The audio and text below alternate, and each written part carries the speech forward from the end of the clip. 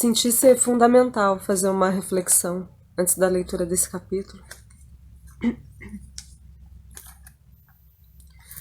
Peço licença à comunidade budista, pois não sou iniciada na tradição, para trazer um pequeno e modesto comentário em respeito aos sentimentos de muitas pessoas que se veem diante do desafio de lidar com uma pandemia, do desafio de lidar com violências perpetradas por seus semelhantes e do desafio de lidar com a morte.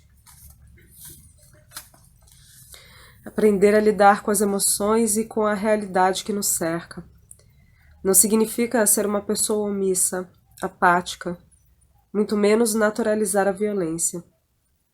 Pelo contrário, esse movimento que será descrito no capítulo, de desistirmos da esperança, é a oportunidade de enxergarmos com mais clareza e dessa forma pararmos de projetar a nossa sombra, o obscuro, o oculto, o rejeitado em nós nas outras pessoas. Essa projeção é um movimento de desamor, porque rejeita a sua própria existência, a sua própria realidade tão profunda e tão vasta. O movimento imbuído de amor é aquele que acolhe em nós essas partes fragmentadas. E ao parar de fugir delas, nós nos colocamos nesse exercício de não mais esperar que as coisas, as pessoas e o mundo sejam da maneira como desejamos, sendo esses desejos sempre baseados em nossos medos, principalmente o medo da morte. E não somente da morte física, mas também o medo das mudanças, essas pequenas mortes cotidianas. A falta da habilidade de se permitir aceitar a própria existência como ela é, vivendo sempre à espera de outra coisa melhor em nós e no mundo, nos impede de enxergar a beleza da diversidade. A falta dessa habilidade cria em nós comportamentos doentios, como tanto vemos, infelizmente. Violências perpetradas por quem não consegue dar conta da própria existência.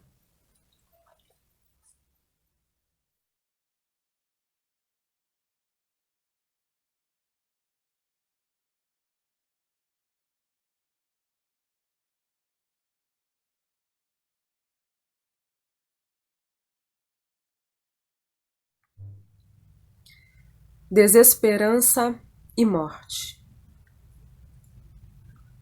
Se desejamos desistir de esperar que a insegurança e a dor sejam exterminadas, precisamos ter coragem de relaxar na falta de base de nossa situação.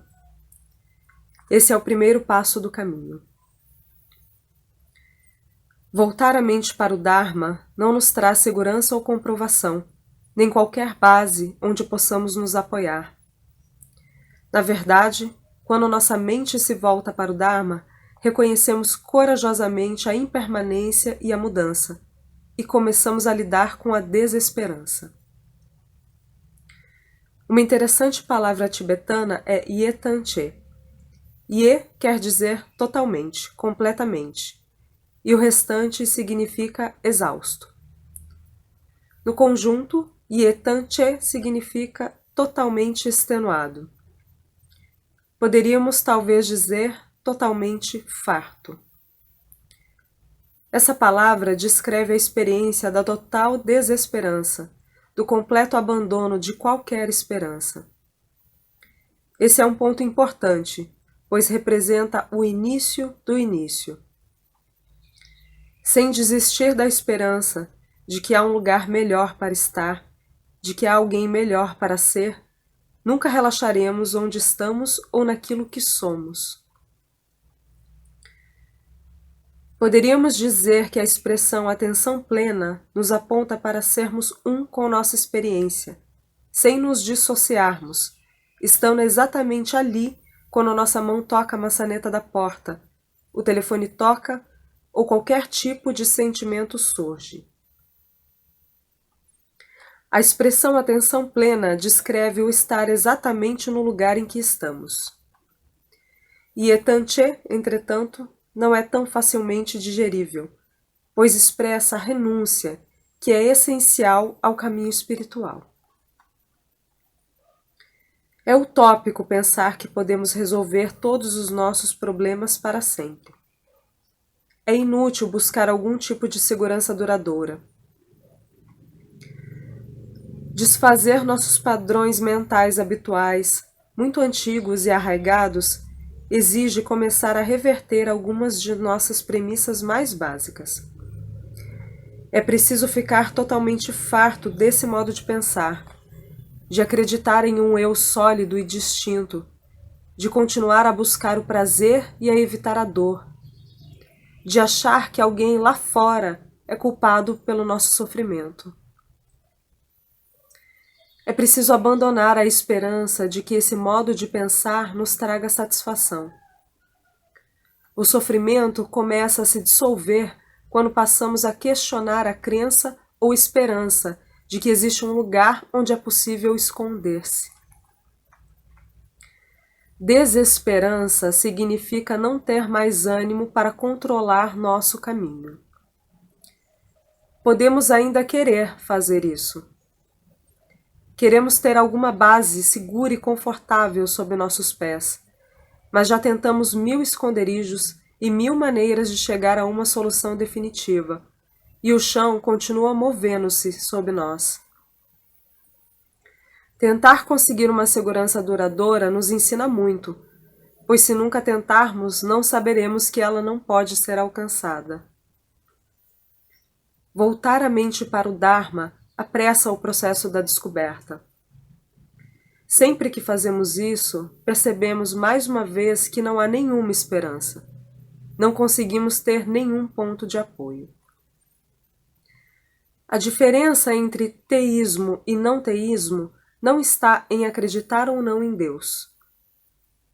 Essa é uma questão que se aplica a todos, incluindo budistas e não budistas.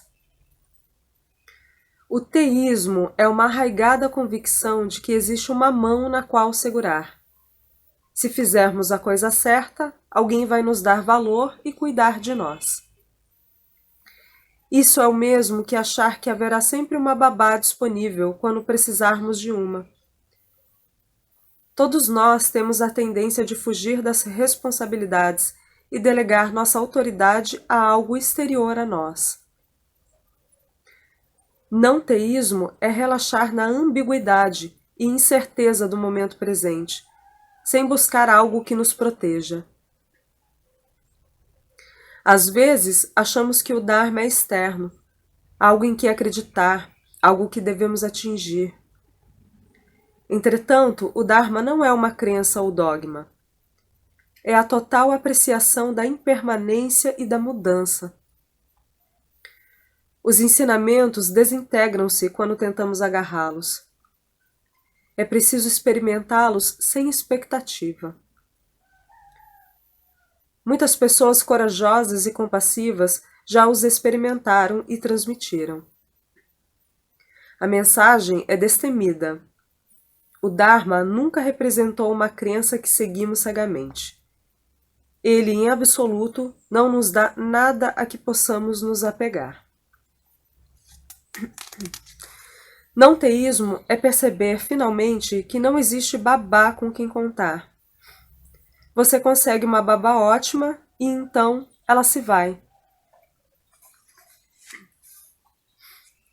Não teísmo é compreender que não são apenas as babás que vêm e vão. A vida toda é assim. Essa é a verdade, e a verdade incomoda. Para aqueles que desejam agarrar-se a algo, a vida é ainda mais difícil. Sob esse ponto de vista, o teísmo é um vício. Somos viciados em esperança. Esperança de que a dúvida e o mistério se dissipem. Essa dependência tem um doloroso efeito sobre a sociedade. Uma sociedade baseada em muitas pessoas viciadas em conseguir um apoio para si mesmas não é um lugar muito compassivo. A primeira nobre verdade que Buda ensinou diz que, quando sofrermos, isso não significa que algo está errado. Que alívio! Finalmente, alguém falou a verdade. O sofrimento faz parte da vida e não devemos achar que o estamos sentindo por termos feito, pessoalmente, algo errado. Entretanto, o fato é que quando sofremos, achamos que algo está errado. Enquanto estivermos viciados em esperança, pensaremos que podemos abrandar nossa experiência, torná-la mais intensa ou de algum modo modificá-la, e continuaremos a sofrer muito. A palavra tibetana para esperança é Rewa e para medo, Dokpa. Mais comumente usa-se Hridok, que é uma combinação das duas. Esperança e medo são um único sentimento com dois lados. Enquanto houver um, sempre haverá o outro. Hridok é a raiz de nosso sofrimento. No mundo da esperança e do medo, sempre teremos que mudar de canal, ajustar a temperatura ou procurar outra música, porque algo está se tornando desconfortável, algo está se tornando inquieto, algo está começando a doer, e nós continuamos a procurar alternativas. No estado mental não teísta, abandonar a esperança é uma afirmação, é o início do início. Poderíamos até mesmo colocar o lembrete desistir da esperança na geladeira, em vez de aspirações mais convencionais do tipo todos os dias, em todos os sentidos, estou me tornando cada vez melhor. A esperança e o medo advêm de sentirmos que nos falta algo, de um sentimento de carência. Não conseguimos simplesmente relaxar em nós mesmos. Agarramos a esperança e ela nos rouba o momento presente. Achamos que talvez outra pessoa saiba o que está acontecendo, que há algo faltando em nós e, portanto, há algo faltando em nosso mundo. Em vez de permitir que nossa negatividade acabe conosco, poderíamos reconhecer que exatamente agora estamos nos sentindo um lixo, sem sermos melindrosos quanto a olhar isso bem de perto. Essa é uma atitude compassiva. Essa é a atitude corajosa que deve ser tomada. Podemos cheirar o lixo, podemos senti-lo. Qual a sua textura, cor e forma? Podemos explorar a natureza desse lixo, conhecer a essência da aversão, vergonha e confusão, deixando de acreditar que algo está errado. É possível abandonar a esperança fundamental de que existe um eu melhor que um dia surgirá. Não podemos simplesmente passar por cima de nós mesmos, como se não estivéssemos ali. É melhor olhar diretamente para nossas esperanças e medos. Então surge uma espécie de confiança em nossa sanidade básica. É aqui que entra a renúncia. Renúncia à esperança de que nossa experiência possa ser diferente. Renúncia à esperança de que possamos ser melhores. As regras monásticas budistas que recomendam abandonar o álcool, o sexo e daí por diante, não querem dizer que esses hábitos sejam intrinsecamente maus ou imorais, mas que nós os utilizamos como babás. Nós os usamos para escapar, para conseguir alívio e distração. Quando renunciamos, estamos, na verdade, desistindo da obstinada esperança de sermos salvos de nós mesmos. A renúncia é um ensinamento que nos estimula a investigar o que está acontecendo, sempre que nos agarramos a algo por não sermos capazes de enfrentar o que está surgindo. Certa vez, em uma viagem de avião, estava sentada ao lado de um homem que a toda hora interrompia nossa conversa para tomar diversos comprimidos. Perguntei: "O que você está tomando?" Ele respondeu que eram tranquilizantes. Eu disse: "Ah, você está nervoso?" E ele: "Não, ainda não." mas acho que vou ficar quando chegar em casa. Você pode rir dessa história, mas o que acontece com você quando começa a se sentir desconfortável, inquieto, constrangido? Perceba o pânico. Perceba como imediatamente se agarra a algo. Essa é uma atitude baseada na esperança. Não agarrar chama-se desesperança. Se esperança e medo são duas faces da mesma moeda, o mesmo ocorre com desesperança e confiança. Se desejamos desistir de esperar que a insegurança e a dor sejam exterminadas, precisamos ter coragem de relaxar na falta de base de nossa situação. Esse é o primeiro passo do caminho. Se não há interesse em ir além da esperança e do medo, não há sentido em tomar refúgio no Buda, no Dharma e no Sangha. Tomar refúgio no Buda, no Dharma e no Sangha refere-se a desistir da esperança de conseguir um chão sob nossos pés. Estamos prontos para a tomada de refúgio quando esse tipo de ensinamento, quer estejamos nos sentindo completamente capazes ou não, soa como algo insistentemente familiar, semelhante à experiência de uma criança que reencontra a mãe após uma longa separação. A desesperança é o solo básico. De outra forma, trilharíamos o caminho com a expectativa de conseguir segurança, e isso significa que não compreendemos seu propósito. Podemos praticar meditação ou estudar os ensinamentos com esperança de conseguir segurança. Podemos seguir as orientações e instruções com o mesmo objetivo. Isso só nos conduzirá à decepção e ao sofrimento.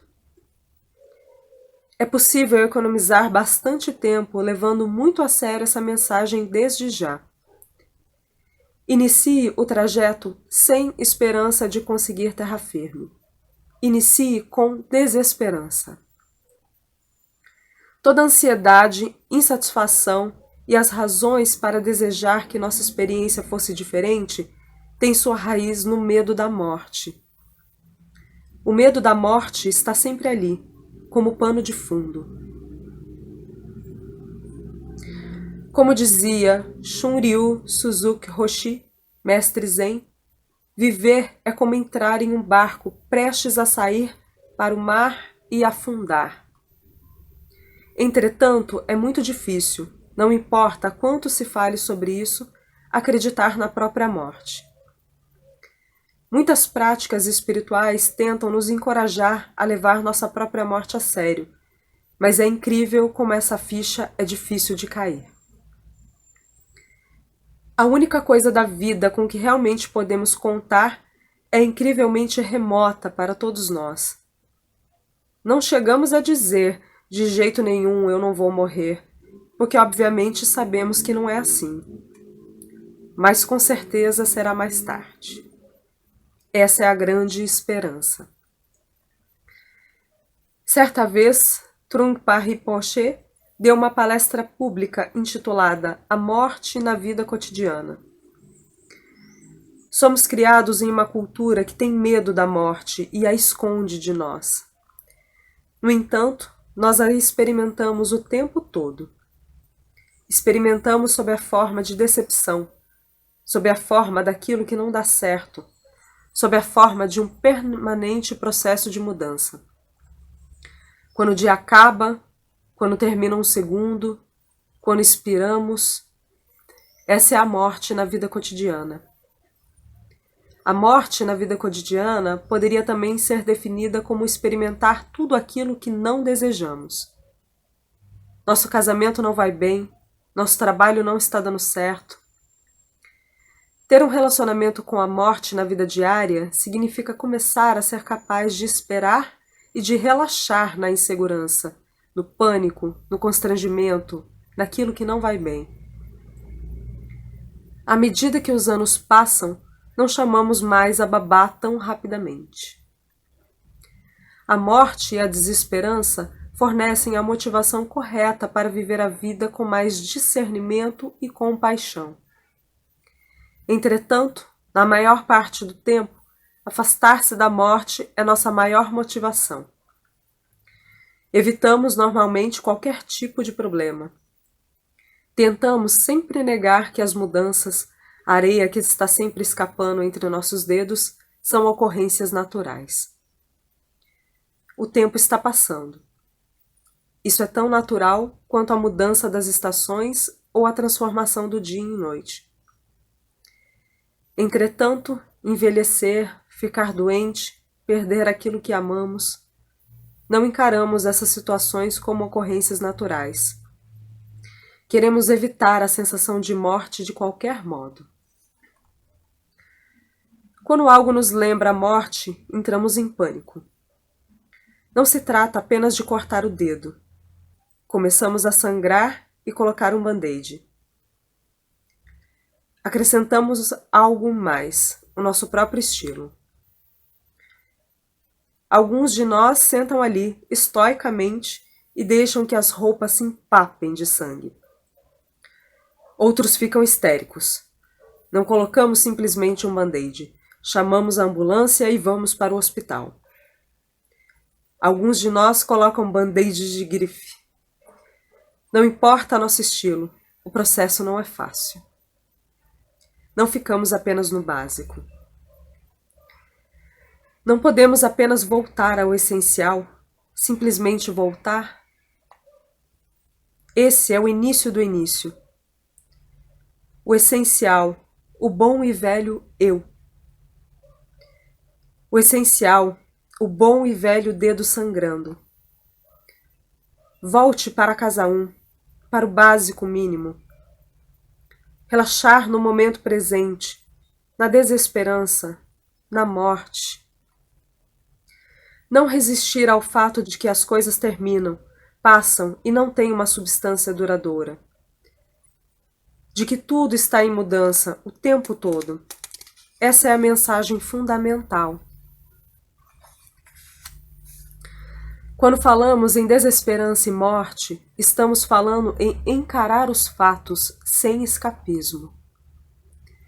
Podemos ainda ter todo tipo de vício, mas deixamos de acreditar neles como uma saída para a felicidade. Quantas vezes nos permitimos o prazer a curto prazo da dependência? Porque agimos assim tantas vezes, aprendemos que agarrar essa esperança é uma fonte de infelicidade que transforma o prazer a curto prazo em inferno a longo prazo. Desistir da esperança é um estímulo a ficar do seu próprio lado, a fazer amizade consigo mesmo, a não fugir e a voltar ao essencial, não importa o que aconteça. O medo da morte constitui o pano de fundo de toda essa situação. É a razão pela qual ficamos inquietos, entramos em pânico e sentimos ansiedade. Mas se experimentarmos completamente a desesperança, desistindo de qualquer expectativa de alternativa para o momento presente, poderemos ter uma relação prazerosa com nossa vida. Uma relação honesta, direta, que não mais ignora a realidade da impermanência e da morte.